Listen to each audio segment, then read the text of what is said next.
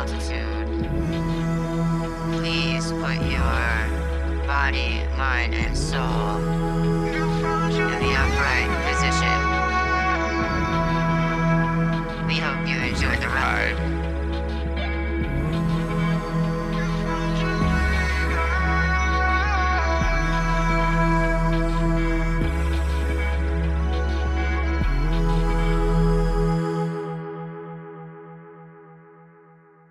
Welcome to WAYSPACE. This is it. Here we are. Let's be here now. Hello. How are you? I'm doing fine. Just doing the stuff. What's the stuff, you ask? Just pondering my purpose. Then reminding myself that I don't need to think about it so much. Then I think more about it. Then I meditate a little bit. And then I'm like, ooh, yeah, a little bit of bliss. Nice.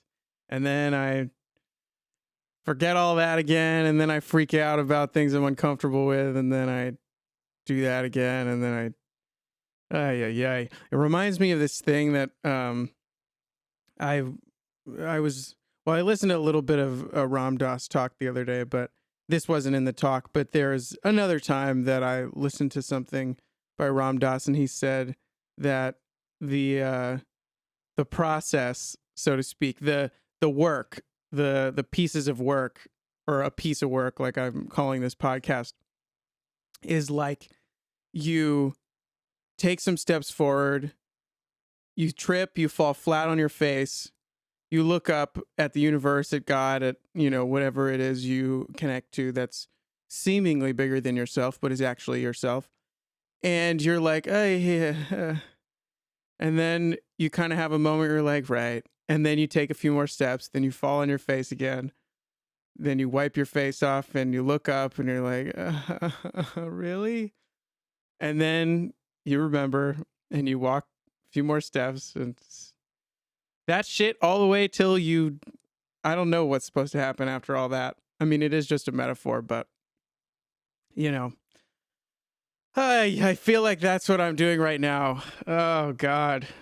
And it's, I don't know. It's interesting. So I smoked some weed, the last few days, not the last few days. I smoked some weed last week. I think actually the day after the podcast, and I wasn't planning on it. It kind of just worked out that way. I had an opportunity where somebody wanted to smoke, and I was like, okay, yeah. And it had been like 4 months for me, and I went and picked some up, and then I just got a lot, and then I used some weed. I smoked a little bit each day between then and like Friday, and then I was like, yeah, all right.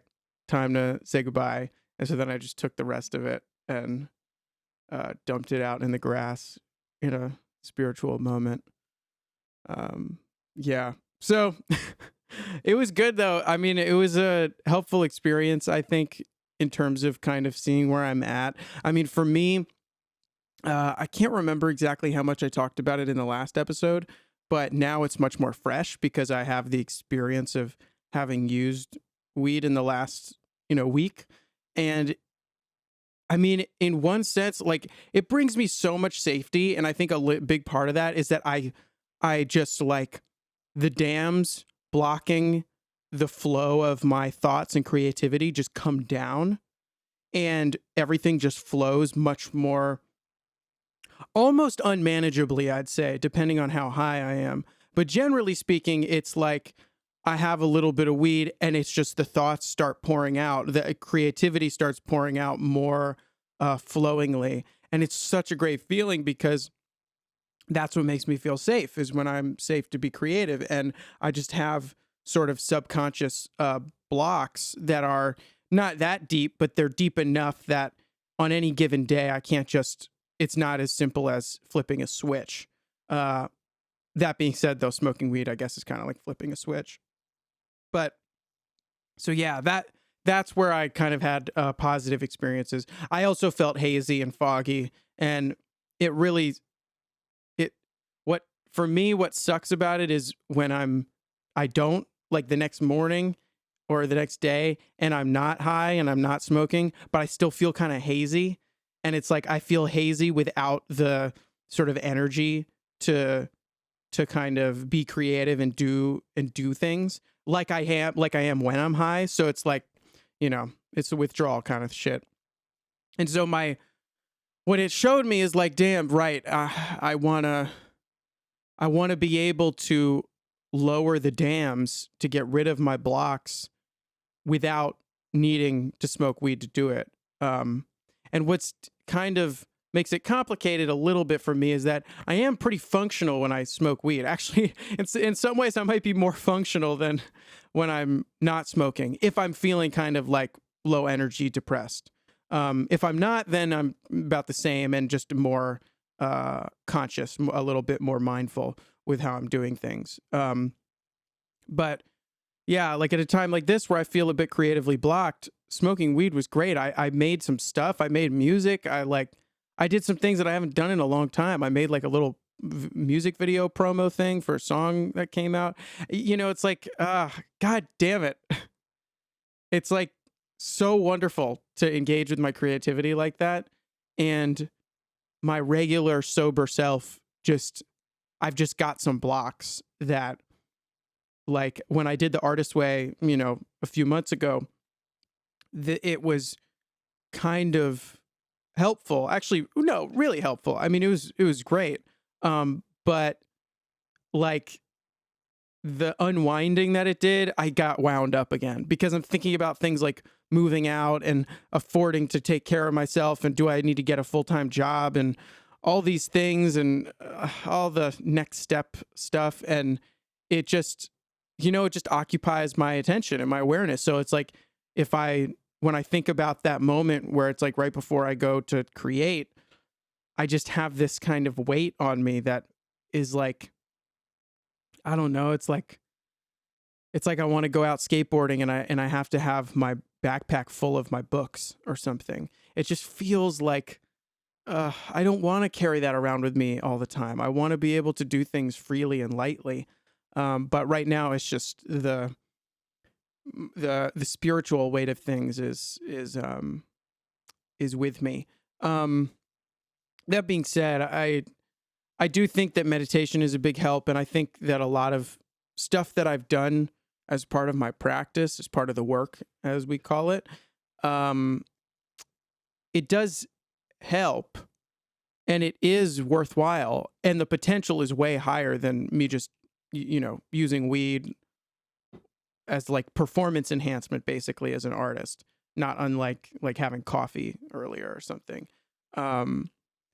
But in the long run, it's not really my ideal. My ideal is that I don't have to worry about ingesting cannabis in order to,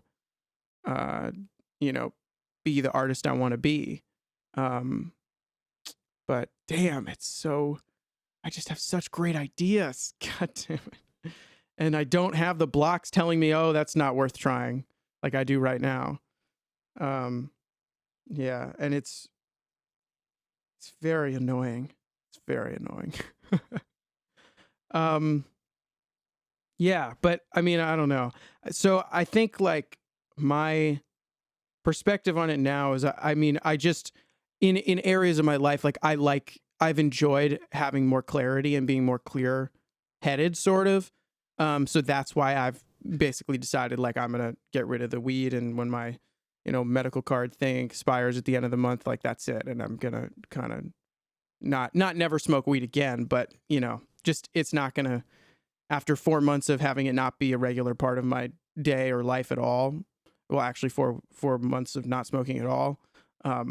I've proven to myself time and time again that I can go long periods without it, and that I can adjust to not having it as a crutch. But see, here's the question. I think I mentioned this last week too. This is kind of a continuation of some of the stuff from last week, but like now I actually experienced some of it more firsthand, and it wasn't like, oh yeah, 4 months ago I was kind of going through this. Like, God damn it. Like, it's not like weed is the crutch. it's not like that because I use other things. I watch TV, I watch YouTube videos, I snack. Like, so many cheese and crackers last night. It was, uh, and it doesn't make me feel good in the morning, you know? So there's like stuff like that, you know? There's all different ways that I use as crutches when I think I'm not feeling that stable sustenance, like I talked about in the last episode. Yeah, and so I think part of that is finding faith in my spiritual practice and having faith in it. Um, and recognizing some things about this whole situation that I'm experiencing. I think I'm in a transition time. I think all of us are actually. And that means some discomfort. And I'm dealing with that discomfort. And I think a lot of us probably are in various ways. So I don't have a lot of clarity. It just doesn't feel so great. It's not the worst thing ever, but it's that's the idea. I think you get the idea. I think I've sighed like that enough times that you understand what I'm getting at here. So, yeah, meditation has been great though. Actually, I've been just meditating 30 minutes the other day. I meditated for an hour, and it was wonderful. And I do come out of meditation with kind of that dilated awareness that lasts maybe like, I don't know, maybe like 25 minutes after. So I feel like it lasts about as long as I meditate for, or maybe a little less than I meditate for. So that's interesting. That's a good thing. I didn't write that down in my sort of meditation journal, but that's interesting. Yeah. Yeah, so that's good. But I like, man, I'm like, it's like I'm like stalling around the edge. I feel like I've talked about this before too. Yeah. It feels like I'm around the edge of the water, and I went in deeper than I've done, and then I went all the way back out without even realizing it because I got scared or spooked or something. I saw what's that shadow down there? What's that shadow down there deep in the water? Okay. And then before I know it, I'm out of the water, and it's like, God damn it.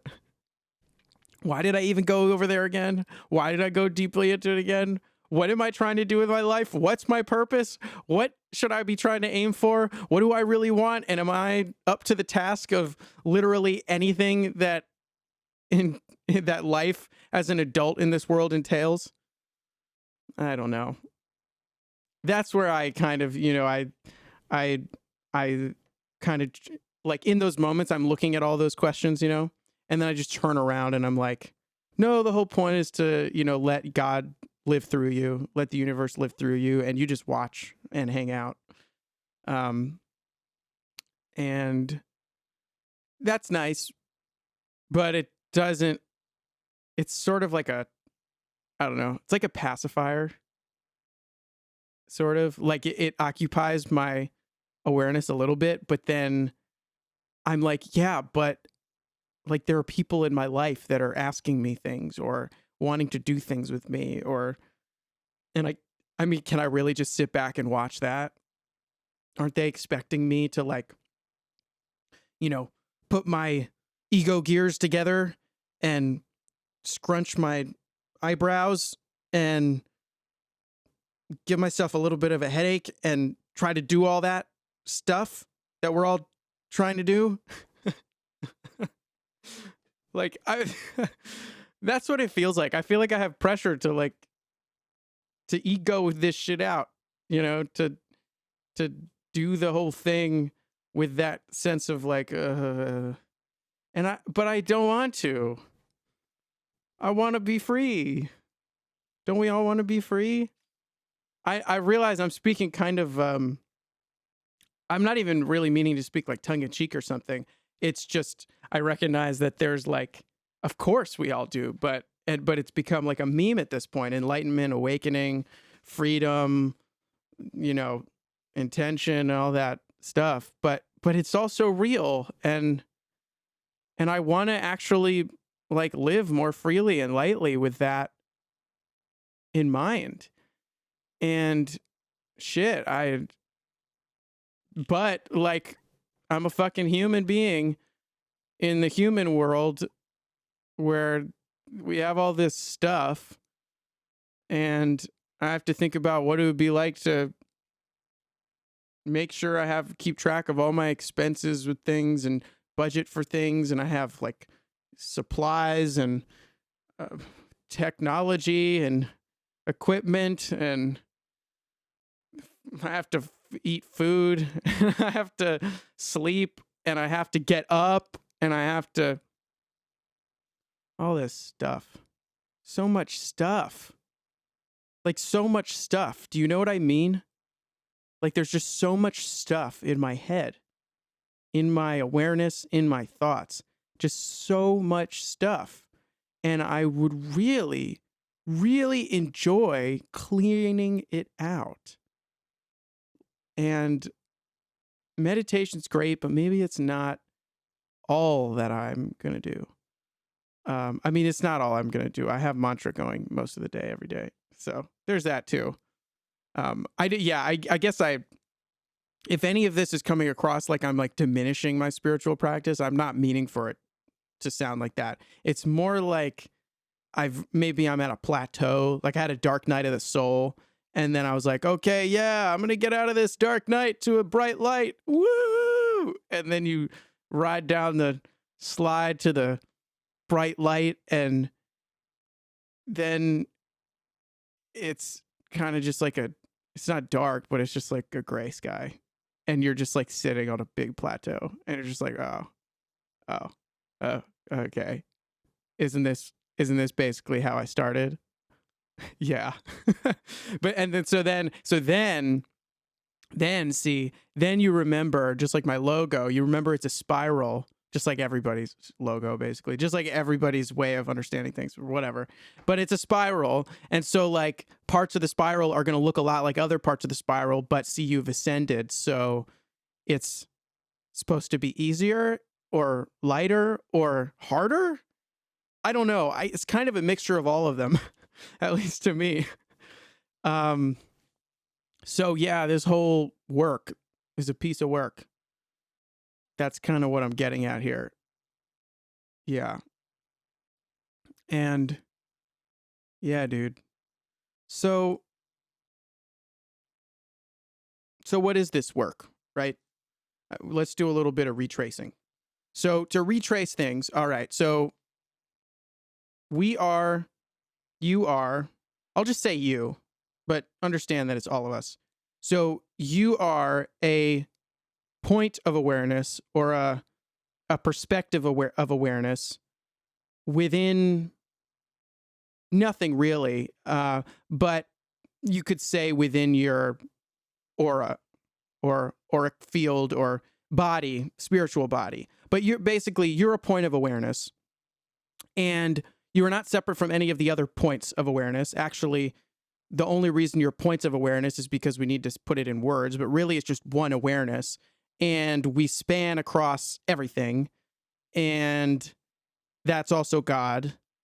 And at the same time, we have come to, because of things that seem to occur in our awareness, in our field of sort of, not vision, but like in our field of awareness. So that includes our vision and stuff like that. We have come to basically believe at a really deep level that we are the bodies that we find ourselves in. And yeah, so I believe that. I have a definitely an attached identification with my body, as do you probably. You may not, but just for the sake of conversation, I'll assume that you do. And so in identifying with the body, then we identify with a lot of the circumstances, surroundings, environments, contexts, pain, discomfort, pleasure, all these things that happen or that are perceived through the sense organs of our bodies, physical bodies, I'm saying, but also spiritual bodies too, actually. And because we identify with those experiences, we say that experience happened to me and I am in this body and it happened to me. I was punched in the face and I experienced the bruising and the pain, and I looked in the mirror and I saw that that's me. Like all of that by identifying with it, there's all this stuff that we identify with that's underneath the surface that we're not conscious of, using our sense organs, using our bodily sense organs, because our bodily sense organs is a tiny piece of the pie, or the top of the iceberg. That's a classic one. So then, because we are taking on identification with things that through our bodily senses we can't perceive, we have what is called karma. And there is stuff that we're holding on to as awarenesses, as beings, as souls, as spirits that, we're not consciously aware of. And so with that, we kind of move around in our reality that we've basically created for ourselves. You've created for yourself. I've created for myself. God's created for itself, whatever. And we are basically trying to get rid of the karma, but not really, because we're accruing more karma too as we are here, as we continue to identify with all that is karmically linked and in chains. So then we've got all these attachments to things that we identify with, and it's like, I identify with the pain of that moment because I identified with my body, and I'm so busy trying to avoid the pain of that moment that I forget that it's all because I just identified with my body and only my body, and I forgot about all the other part of how I exist as my awareness. And so it's like a house of cards, basically. That's what our situation is. It's a house of cards, and we're looking at it from only one angle, and from the angle we're looking at it from, it seems really sturdy because it's like just the shadow of the house of cards. And so it just looks like this building, aka our egos. And so if we turned around and we looked at it and we just poked one of the cards, it would all come toppling down, and we'd be like, oh shit. But I can only say that in a metaphor, because if I really do that, then it starts to get a little trippy. Oh, yeah. So there we are. Here we are. Have mistakenly, but not fully mistakenly, because it's not like we're not our bodies. Of course, we're experiencing things from seemingly within our bodies. So it's not a lie to say that I'm my body. It's just I'm not only the body.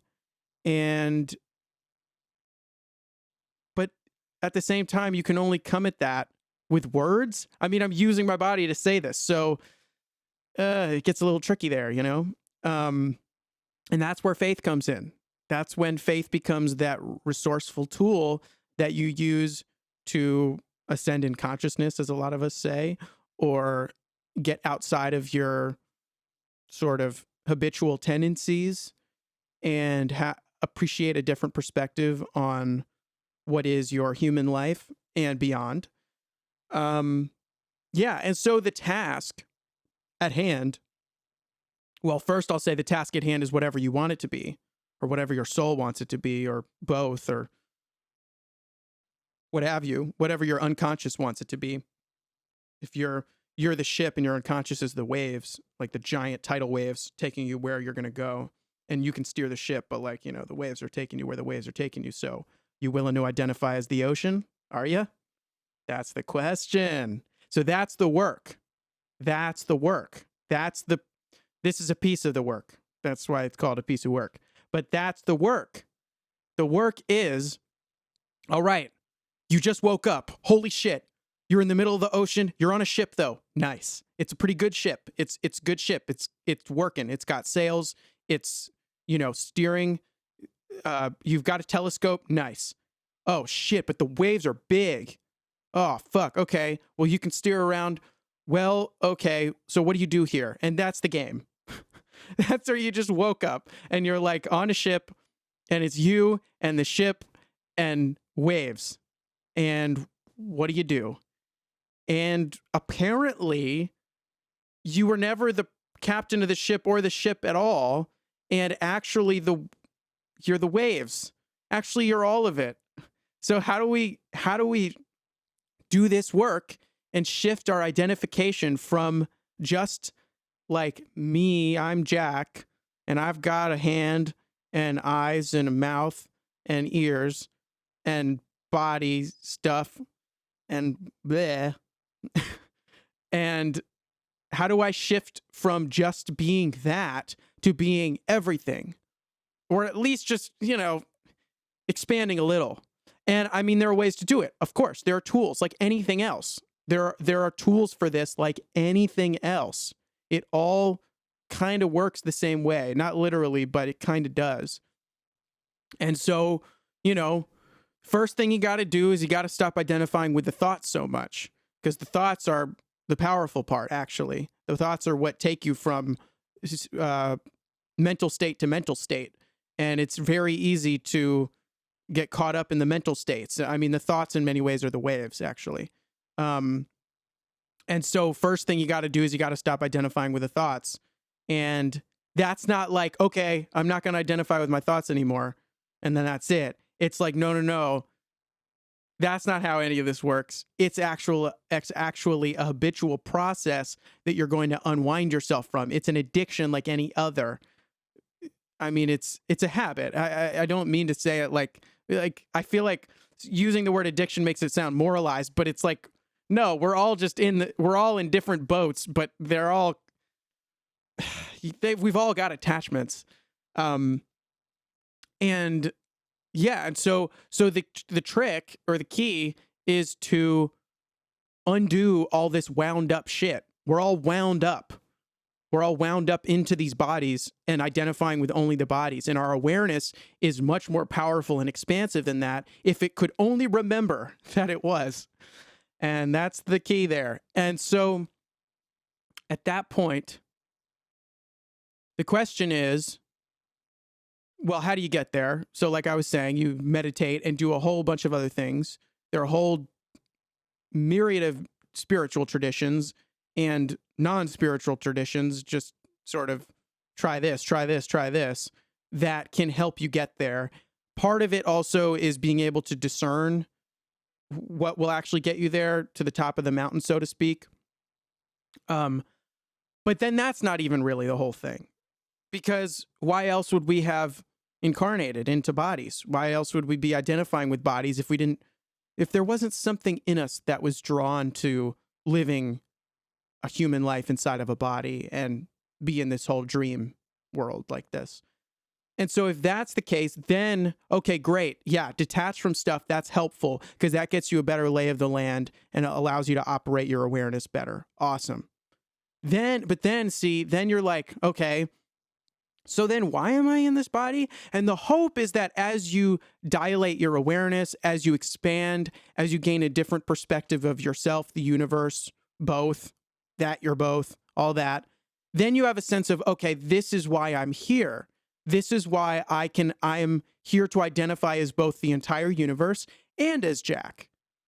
That I'm both of these things, that I'm the ocean and the wave. And then that's where, in magic and Western esotericism and sort of those traditions, that's the will or the true will. And then in Buddhism, it's Dharma. In Taoism, it's the Tao. This is all loosely connected. I'm also kind of just regurgitating from people I listen to, but it's true. I mean, for functionally speaking, it's if you want to draw connections, you can draw those connections, because the mystics of all those traditions say that they're all talking about the same thing. So I'm going to take their word for it.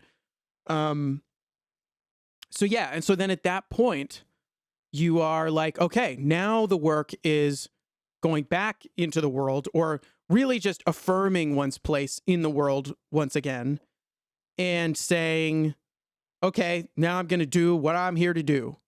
And I think that's when people say you let God live through you, is because you recognize that you are both God and the human, or you're both the universe and the small amalgamation of particles that make up your physical body. And it's time for basically you to live your life with all of the wisdom and awareness that you had been working toward and refining and cultivating, which is basically just an unwinding process. You were just taking your feet out of the traps or whatever, you know. You were you know, you were mowing the lawn. You were mowing the lawn and so that you could see around again. Yeah, and that's the work. That's the shit. So, okay.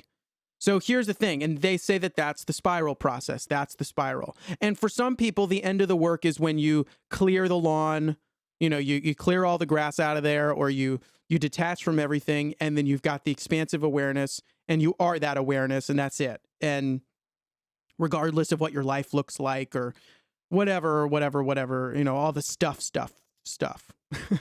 At that point, that's the goal. You finish the work.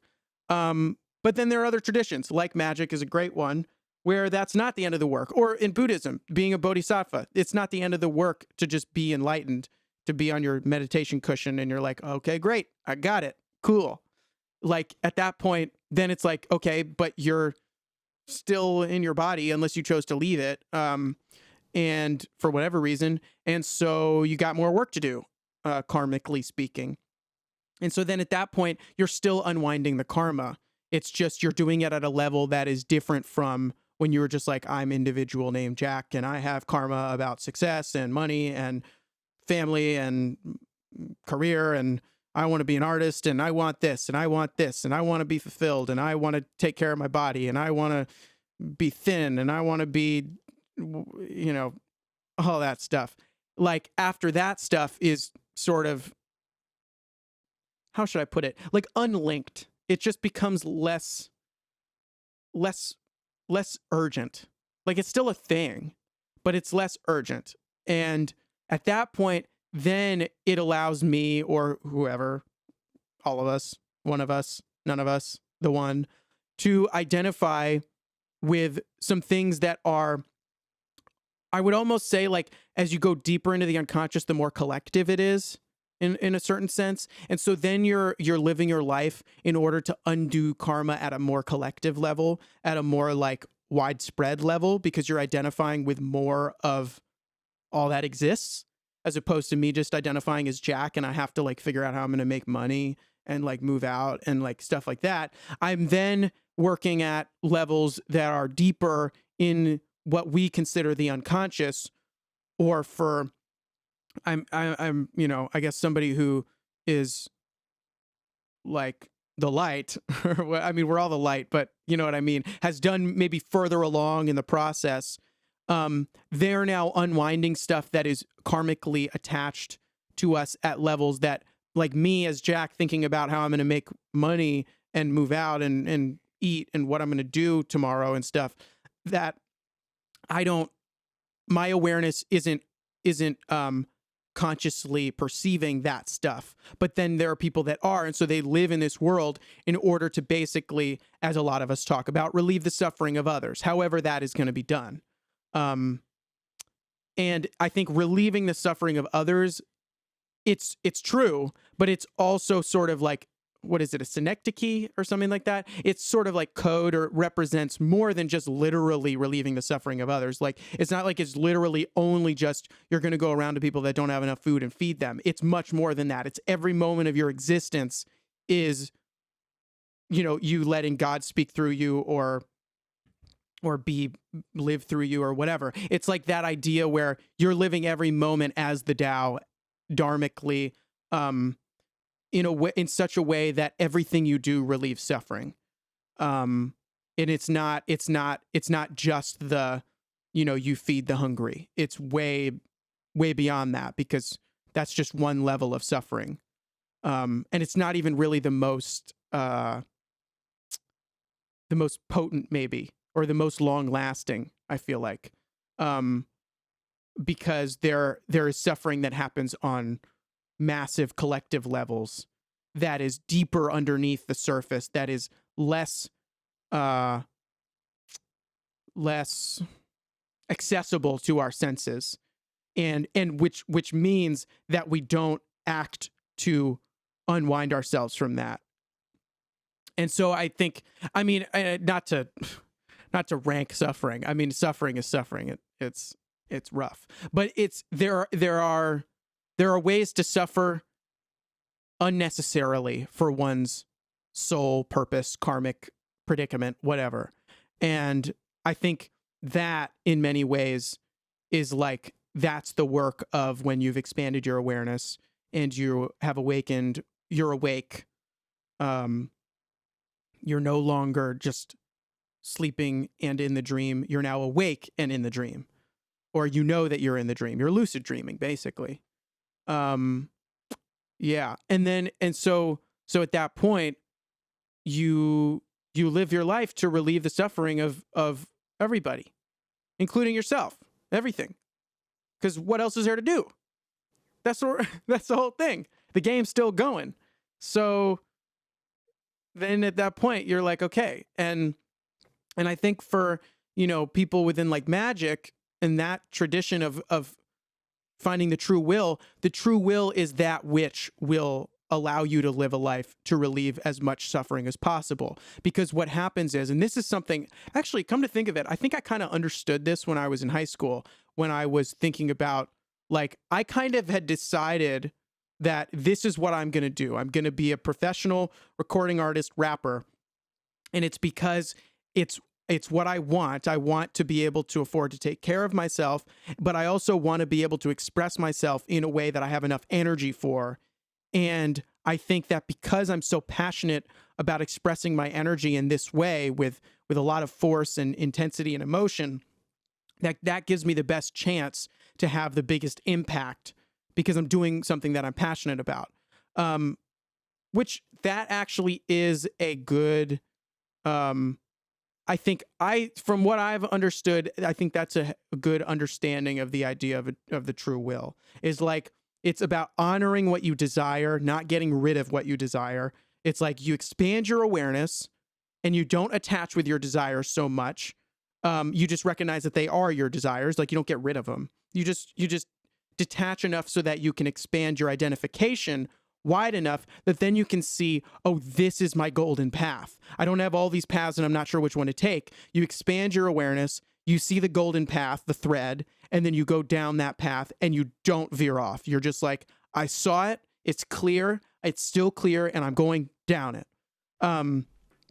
Yeah. So that's the idea. And so because you're doing what is honoring your karmic predicament from what you actually want, not what you crave, not all the craving stuff like the Buddha talks about. I'm not talking about craving. I'm talking about like sincere desire that is what your sort of karma is leading you to, not from a craving perspective, but from a like spiritual sustenance and fulfillment perspective, which is desire, but it's like, it's desire's multidimensional.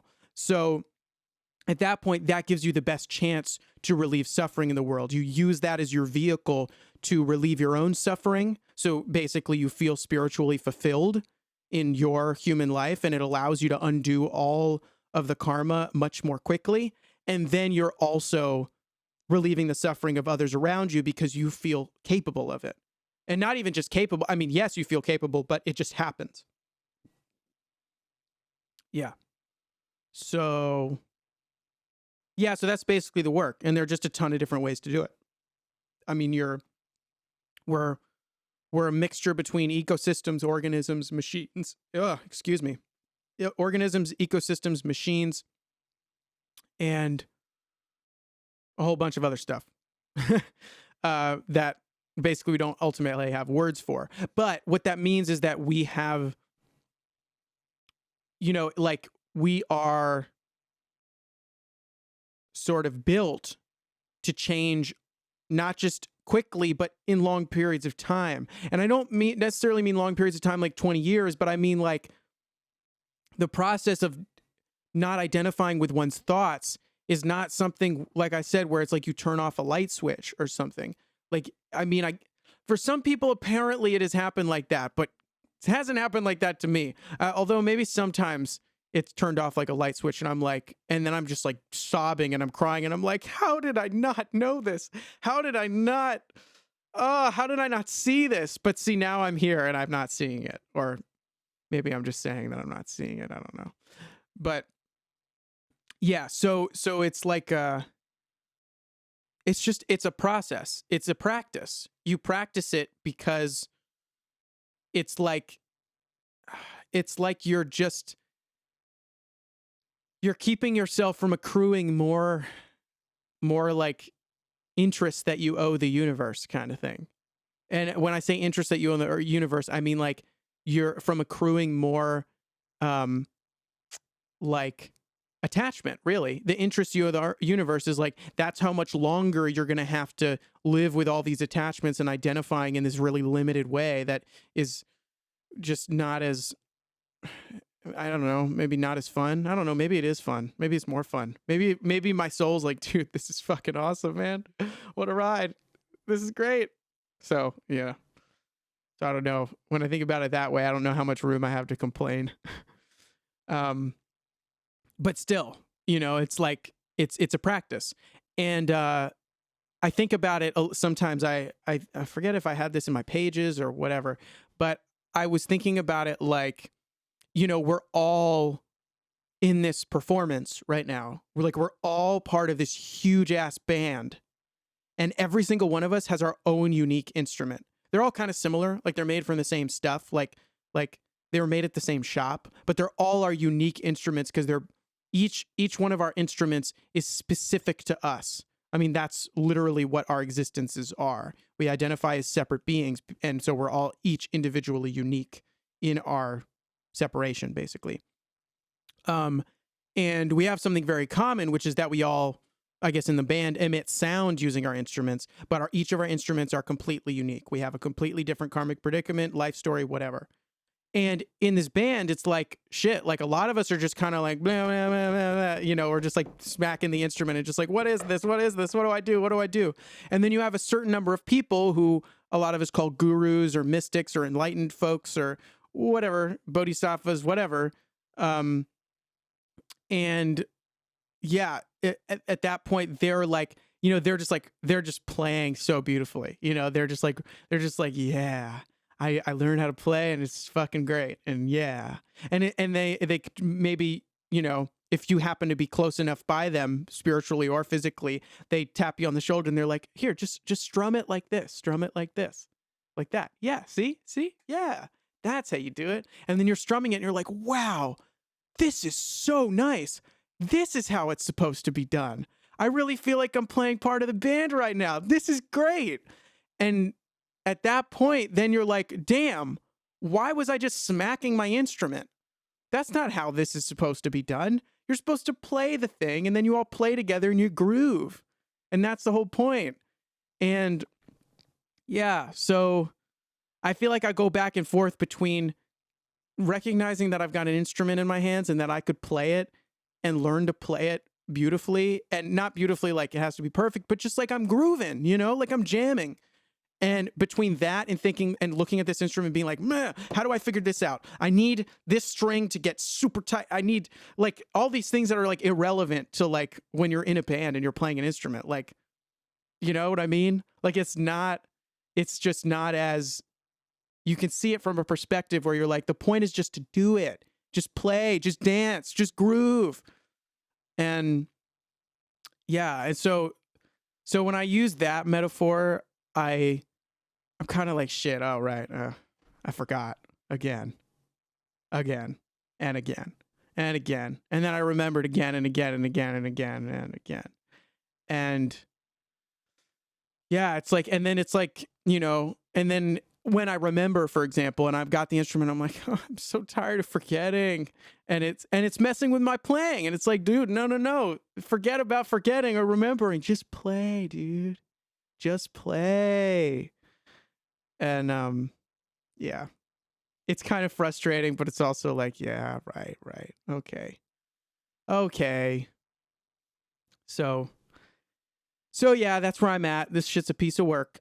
And I think that's how it's supposed to be, because I'm learning a lot as my human self, my soul is learning and wants to learn, and I'm here for the curriculum and all that. And yeah, so I guess at this point I'm figuring out what things I want to develop into my instrument so that I can play as part of this band in the most authentic, passionate way that I can. Um, and I mean that creatively, certainly, but spiritually. Like, what are the techniques I'm going to use to cultivate my instrument so that it allows me to play more seamlessly and smoothly, and to remember that I've got an instrument to play. And I don't keep forgetting that I've got this beautiful instrument in my hands, and it's such a joy and pleasure and an honor to be able to play part of this band. You know, like this is the band. Like, we all made the band. We're in it. We got it. We're playing. We're here. It's a dance. Everybody's dancing. Everybody's grooving. But a lot of us are really nonsensical and way off beat and smashing our guitars or whatever. And it's like, dude, no. I mean, in some ways it's kind of cool. Like, we appreciate the style, but like, remember, like, we're part of a band here playing, and like, it's fun. Like, we're supposed to be playing. It's supposed to be fun, you know? Yeah. Okay, this is kind of a funny episode. I feel like it had like a humorous tone to it, which I actually appreciate. I think that's a spiritual practice in itself, is not taking things too seriously and recognizing that all the ways that we have to explain this is all so limited, but that's what makes it fun. And I've always enjoyed that, explaining things in all different kinds of ways that I know are limited, but it's so fun to try to explain it accurately. And that's what I'm going to keep doing. That's kind of why I got the podcast. But yeah, this was definitely one of my favorite episodes that I've done. This is good. I'm really glad I do this. And thank you so much for listening. I think this is just a really nice thing. And if you feel called to do this, then you should talk to yourself once a week as well. Okay. Well, I love you. Check me out on Patreon. I still post stuff. I've been making some music. I made a cool beat last week. I'm going to make some music this week. And yeah, I hope you have a wonderful week. I hope whatever you're doing to play in this band is going well. And if it's not going well, that you see how it could be going well, and that there are things we can do to shift our awareness and focus and perception and understanding that really does truly make all the difference. So I'll see you next week. Love you so much. I'll talk to you later. Here's to remembering who we are. Peace.